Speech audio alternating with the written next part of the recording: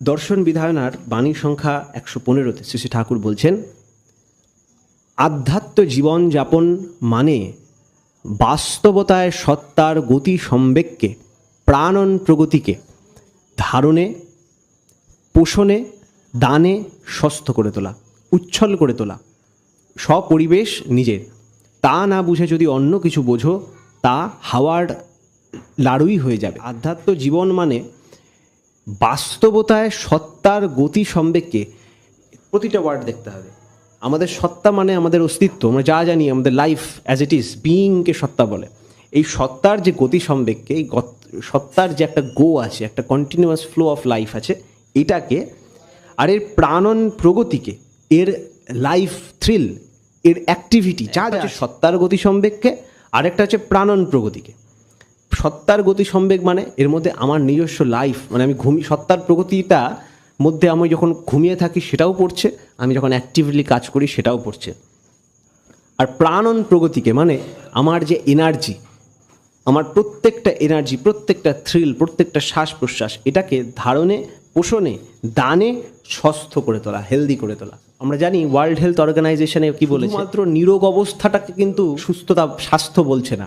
নিরোগ অবস্থাটা আমার কতটা সহনপটু, আমি মেন্টালি, ফিজিক্যালি, সোশ্যালি এবেল নাকি, সোশ্যালি ওয়েলবিইং আছে নাকি, সেই টোটালটা মিলে কিন্তু আমার স্বাস্থ্য।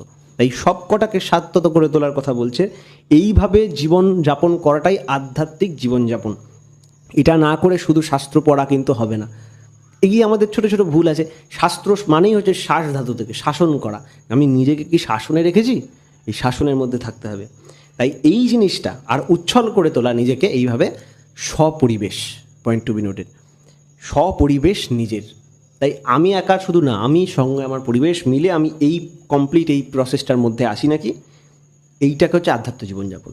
তা না বুঝে যদি অন্য কিছু বোঝো, আধ্যাত্ম জীবন মানে যদি এই যেগুলো বলা হলো এইগুলো ছাড়া অন্য কিছুকে মিন করা হয়, তাহলে ওটাকে হাওয়ার নাড়ুই ভাবতে হবে, আর কিছু। তারপরে ঠাকুর 114 নম্বর বাণীটায় বলছে, আত্মাকে যা ধারণ করে, পোষণ করে বা দান করে, অর্থাৎ আত্মা যেমন করে বৈশিষ্ট্য বিধৃত হয়ে পরিপোষিত হয় এবং এক হতে অন্যে উৎসৃষ্ট হয়ে চলে লীলালাস্যে, সুকেন্দ্রিক প্রিণন পরিচর্যায়, তাত্ত্বিক চক্ষু নিয়ে সেটাকে জেনে তৎছান্দিক চলন নিরত হওয়াই হলো আধ্যাত্মিকতা।